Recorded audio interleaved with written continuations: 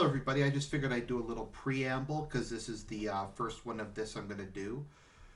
So, because we've reached 1,500 subscribers, or will in the next little bit, I've decided I'm going to do my first commentary track.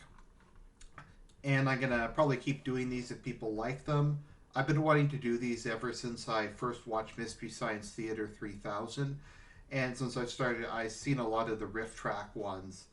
And I just really like the concept, and I've always wanted to do one and try my hand at it.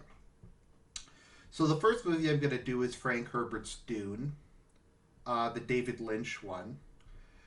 And what I'll probably do is I will be using the movie, and I will probably have like a GIF filling up part of the screen to try and get past YouTube's Content ID system. So I just like you all to be patient with me because I don't really know what I'm doing, to be perfectly honest. I'm not exactly sure. I mean, let me try to explain what I mean. Uh, I'll see if I can balance the audio. I don't have a lot of experience with that, so I'm sorry if the movie will be too quiet or I'll be too quiet. Hopefully we won't have desync or lag issues. So to kind of minimize that and minimize just stuff, and because this movie is really, really long, I'm going to be uploading it probably in 30-minute parts, and I'll make a playlist out of it. So you can kind of watch it at your leisure. Also, like I said, if like one part is just screws up and lags or doesn't record or something, I don't have to redo the entire movie or do like a bunch of editing to try to find it. So let's just talk a bit about Dune before we get into the movie. I think there's a couple things you should understand going into this. Most people have seen this movie. Most people have a very strong opinion. Either they really like it or really hate it or have a mixed view of it. And that's because Dune is kind of unfilmable as a movie for a lot of reasons. I think what you have to first understand about Dune is not a plot-driven book. It's the exact opposite of a plot-driven book. Frank Herbert doesn't really write plot-driven material, at least in my experience. Frank Herbert, first and foremost, is kind of a philosopher and a sociologist, and I guess an ecologist. He's primarily interested in human civilization, in theology, in people's motivations, and in psychology. Plot is not his primary issue. He's very interested in politics and kind of how that sort of thing follows.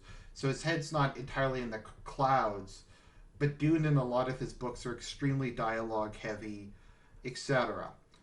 He's also, I suppose, what you would call a romantic writer in the sense that more than following any particular kind of plot focus, the characters and events are kind of supposed to represent bigger principles.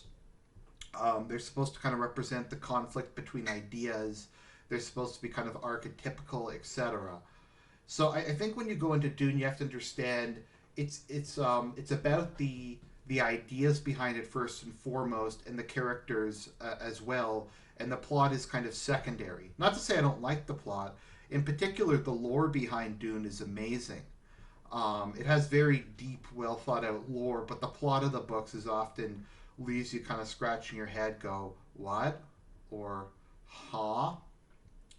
And that's just kind of the way Frank Herbert writes.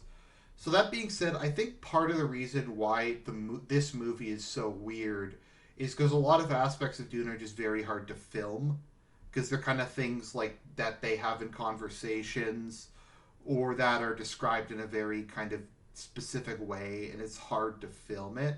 So I think what David Lynch tried to do was he tried to kind of give life to them. He kind of, most of the changes he made were his attempt to kind of visually represent an abstract concept or visually kind of simplify a part of background lore.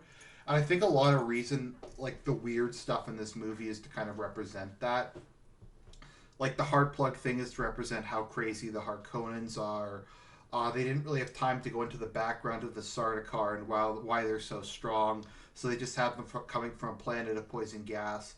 Explaining how the Fremen are trained in Bene Gesserit combat techniques is very difficult. So they have the weirding modules, and there's just kind of a lot of other strange stuff like that. which I think is really trying to kind of represent abstract stuff. But this versus the 2000, like the later series, is kind of weird because this one had better special effects, much better music. I'd say the acting was better, the costumes and set design was better. The 2001 had a much better script and followed the story much better, but it was cheesy and had poor production values. So it's kind of a case of pick your poison, which thing you prefer. So just a brief note, because it could be kind of confusing. Frank Herbert's perspective, as best as I can determine, is he is a green conservative in terms of his politics. His politics is extremely complicated, but from what I was able to look up, he was a lifelong Republican and a pretty hardcore Republican. His main ideology, he referred to himself as being just a stringent anti communist. He despised communism and everything it represented. And if you read Hellstrom's Hive, he really, really bashes communism in it. He was also very environmentalist, kind of in a more conservative right wing way, but you can really see this in Dune and his other books. So I suppose you could call him as being kind of like a liberal conservative, kind of like American conservative, but also kind of a green, which is good. It's nice to have someone who's not like just a leftist in the sci-fi community, like just a not socialist. As far as Frank Herbert's religious views, it's also very complicated. He was raised Catholic, but later in life he kind of came to embrace Buddhism, although he actually embraced it. You can see it in Dune.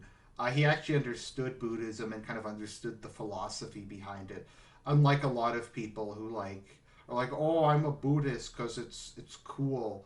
He actually understood it. So Frank Herbert kind of throughout his life had respect for all religions in a real sense. I think you can really call him kind of an uppercase T traditionalist or a perennialist because he really, I think, kind of takes the view in Dune that all religions kind of represent um, a transcendence at their core.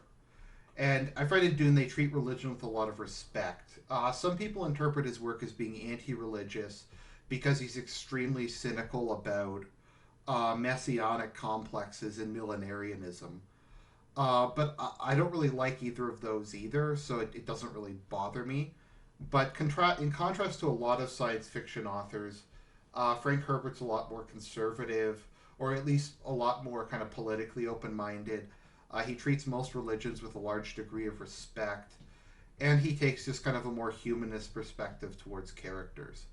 And I think that's part of the reason why his work stood out so much in a field dominated by reductionist materialist socialists like Asimov or Arthur C. Clarke. So without further ado, let's get into Frank Herbert's Dune.